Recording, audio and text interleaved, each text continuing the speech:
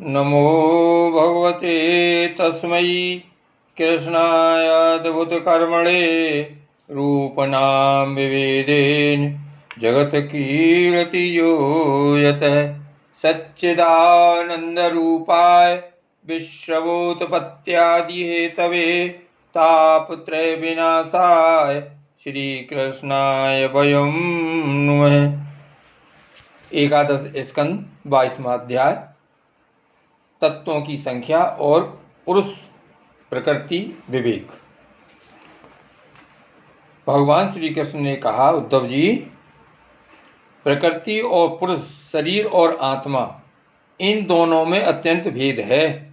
इस प्राकृत जगत में जन्म मरण एवं वृद्धि ह्रास आदि विकार लगे ही रहते हैं।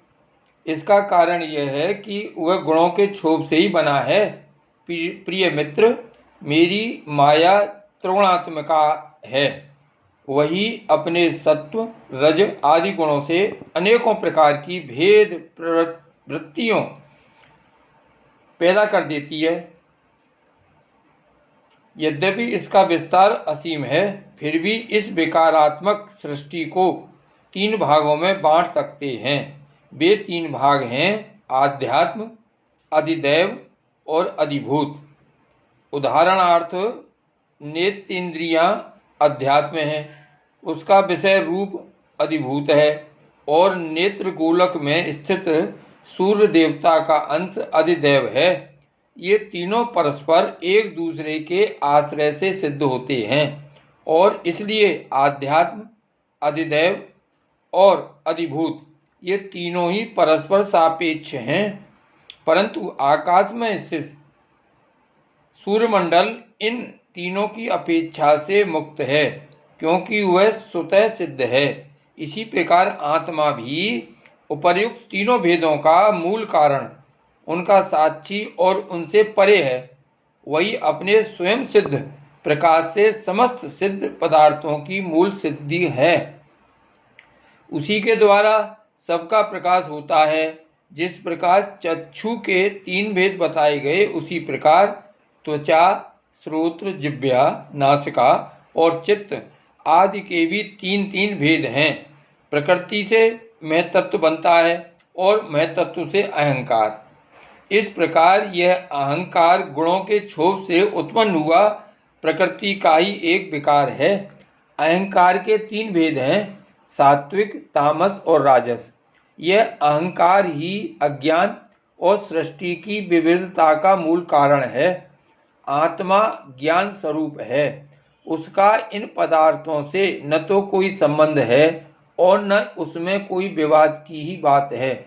अस्ति नास्ति अर्थात है नहीं, सब है या नहीं, सगुण निर्गुण, भाव अभाव, सत्य मिथ्या आदि रूप से जितने भी वाद विवाद हैं, सबका मूल कारण भेद दृष्टि ही है।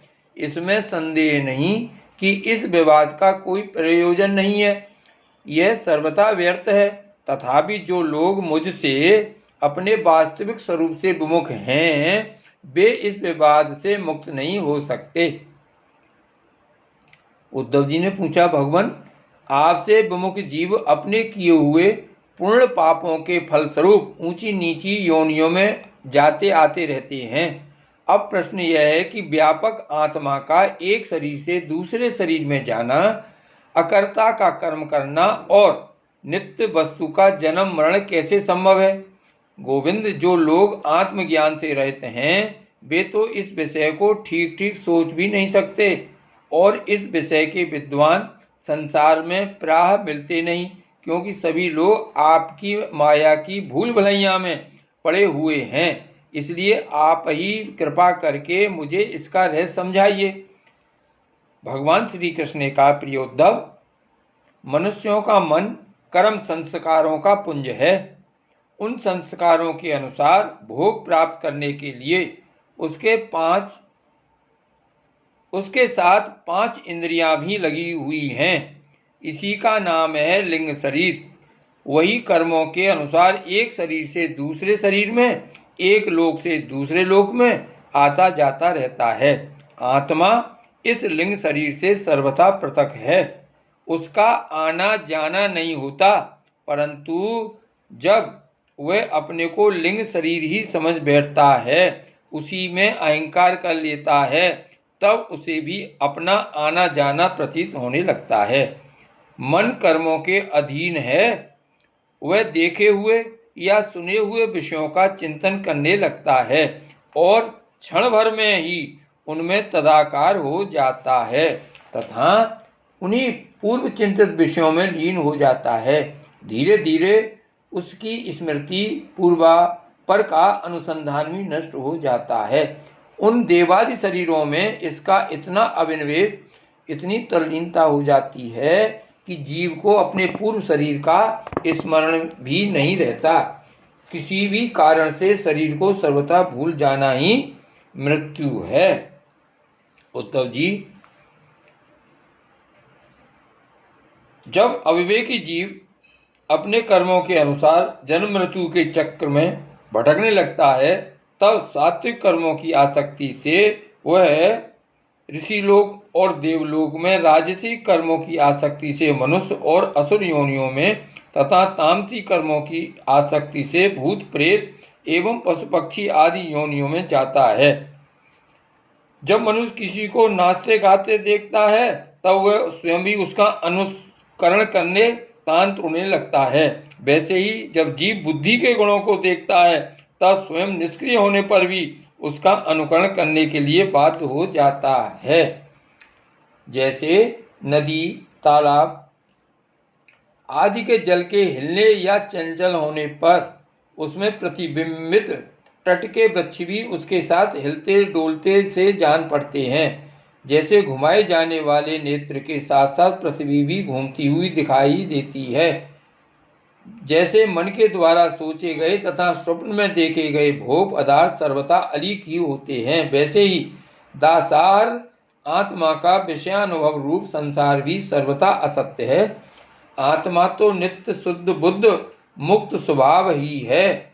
विषयों के सत्य न होने पर भी जो जीव विषयों का ही चिंतन करता रहता है, उसका यह जन्म मृत्यु रूप संसार चक्र कभी निवृत्त नहीं होता। जैसे स्वप्न में प्राप्त अनर्थ परंपरा जागे बिना निवृत्त नहीं होती। प्रिय उद्धव, इसलिए इन दुष्ट कभी तृप्त न होने वाली इंद्रियों से विषयों को मत भोगो। आत्मा के अज्ञान से प्रतीत होने वाला सांसारिक भेदभाव भ्रम मूलक ही है, ऐसा समझो।